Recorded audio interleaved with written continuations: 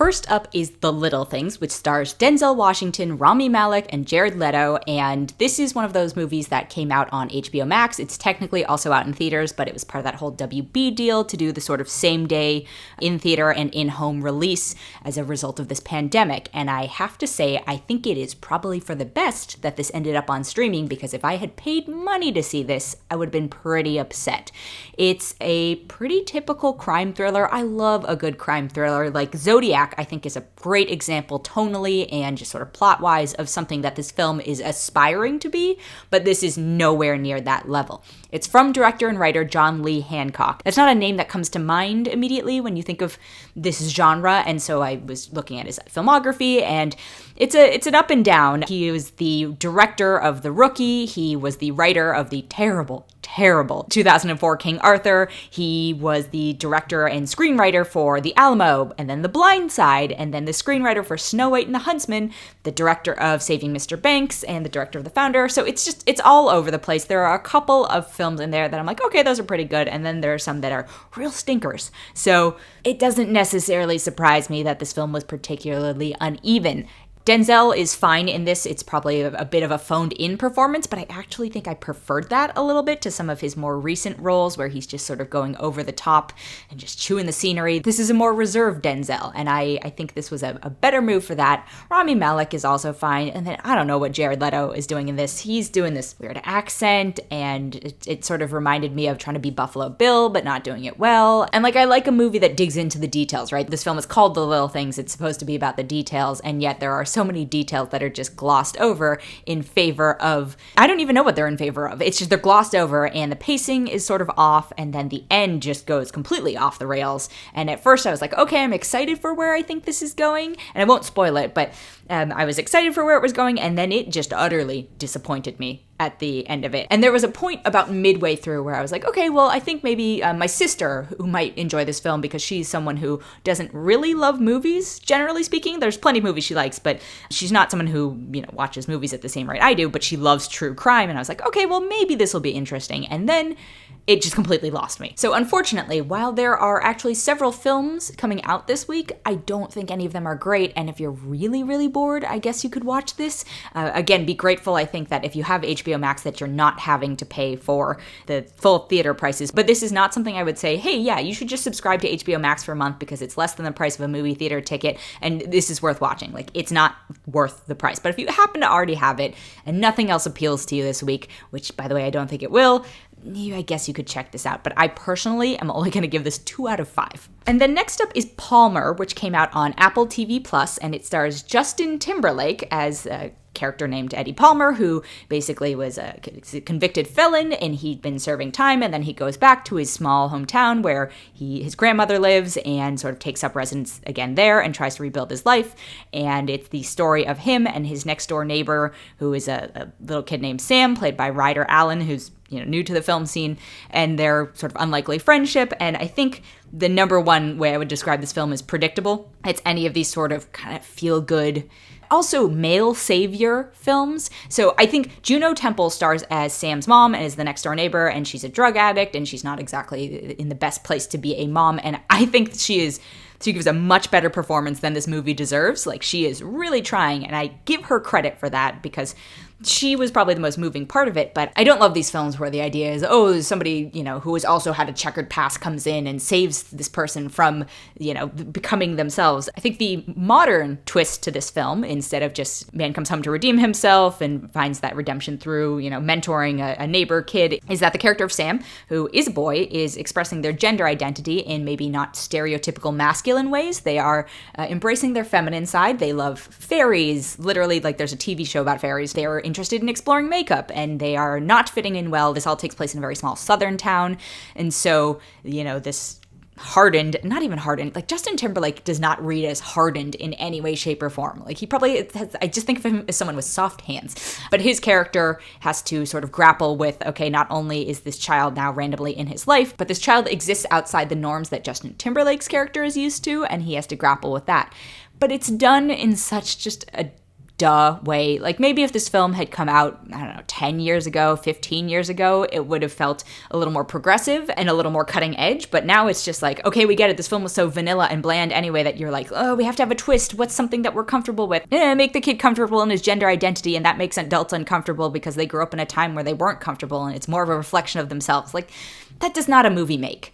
I also just don't love that we have to simplify gender down to the binary, right? Like, these characters aren't even... I get that the characters wouldn't be familiar with the fact that gender is a spectrum and sexuality is a spectrum and all these things, but that they don't even try and learn that is problematic to me. So I really struggled to watch the film. I was just bored also. I was willing to give it a chance, but I was super bored during it. It's almost 2 hours long. It feels like they could have cut a lot. I know it's supposed to be relationship building, but it really just drags on and on. That is probably my number one complaint about all the films I watched this week, is that they feel very long. Some of them actually have longer run times. Some of them do not. This one actually does have a slightly longer runtime. Again, if you have Apple TV Plus, maybe go ahead and watch this. But much like The Little Things, this is not something I would suggest that you go out and actually subscribe to this service in order to watch. There are plenty of other things on that service that I would say are worth watching, but this is not one that particularly wowed me. So I'm going to give it 2.6 out of 5. And then next up are the 2 Netflix films. We have The Dig, which stars Carey Mulligan, Ray Fiennes, Lily James, Johnny Flynn. It's a pretty strong cast. I was pretty impressed. And then I started watching the film and once again just got a little bit bored. So it takes place in England and takes place on Carey Mulligan's character's estate, and Ray Fiennes is an excavator, not an archaeologist, which is apparently an important distinction. And they basically find this huge, well-preserved find from, Vikings or the Dark Ages or whatever it is on her estate. And so then it becomes this little sort of battle of who does it belong to, who should be doing the excavation, who should whatever. This is not the most dramatic thing, right? These sound like very mundane and dry things. I think much like Palmer, it's a bit predictable. It's a bit long. I think I liked it more than Palmer, but that's not saying much.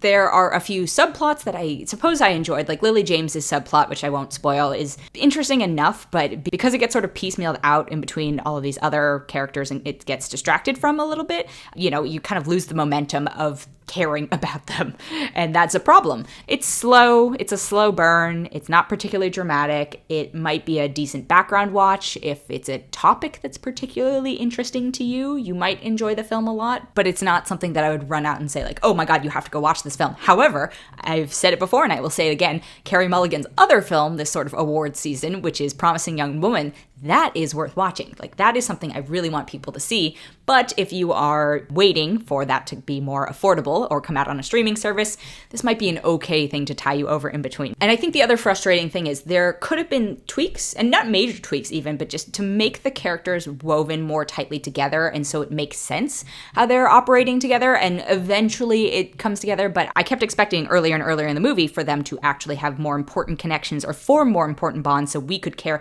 more about them as a group, because they are all sort of involved in this endeavor.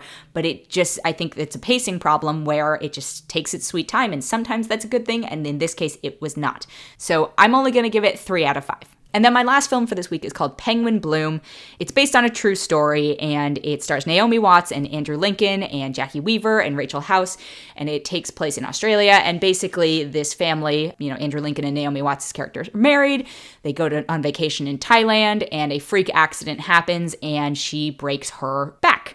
And so she is paralyzed. She was someone who was ambulatory before, but now she needs to use a wheelchair to sort of get out and go around, and her dealing with that. And it's a sensitive topic, and I think it's one that does not get portrayed very well often in film. I can imagine that there's a lot of trauma, obviously, that comes from being someone who is used to walking and then suddenly not having that available to you. But the whole idea of your life is over seems pretty melodramatic and kind of offensive to me. I don't think this movie crosses into that territory, but it certainly flirts with it. And I totally acknowledge that that is something that the actual person was probably dealing with at the time. But you are a storyteller, you are telling a story, and there are people watching who might be in wheelchairs and are not necessarily of that opinion that, oh, your life is over. And while I don't think this film makes it seem like that's the case, it doesn't spend as much time as I would like on showing possibly the more positive outcomes out of this, or at least the non-super depressing ones. The other sort of main plot point of this is that the family adopts a magpie named Penguin, And that's sort of, it's a metaphor. It's going on a similar journey. It was injured and can't fly. She's injured and can't walk. Oh, they're healing, blah, blah, blah. Again, predictable. It feels predictable is what it comes down to. I think the film is trying to be feel good at the end, but I feel like the way that it is going about it is by trying to take a shortcut and prey upon, I think, a lot of people's fears of like, oh my God, my life would be over if I was in a wheelchair. Well, your life's not necessarily going to be over if you're in a wheelchair, That's just not how that works.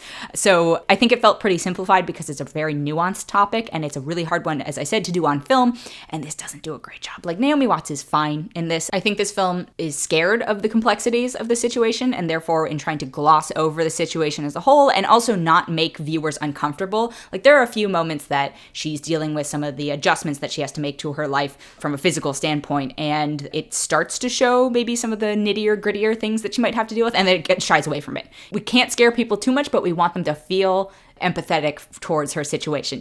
It's such a delicate topic. I don't think this contributed anything to maybe a larger conversation about it, and also just like from an emotional standpoint, I wasn't that invested. I wasn't. It's a very, I think, understated movie in a lot of times, and that's fine, but it's a bit of a downer in places that it doesn't probably mean to be a downer. The one highlight for me was when Rachel House showed up, because she just brought an energy to it that I felt like was much needed, but I wanted to see her in much more of the film as opposed to everyone else who's just sort of very womp womp. Even when they're celebrating, it's very womp womp. So I'm only going to give this 2.7 out of 5.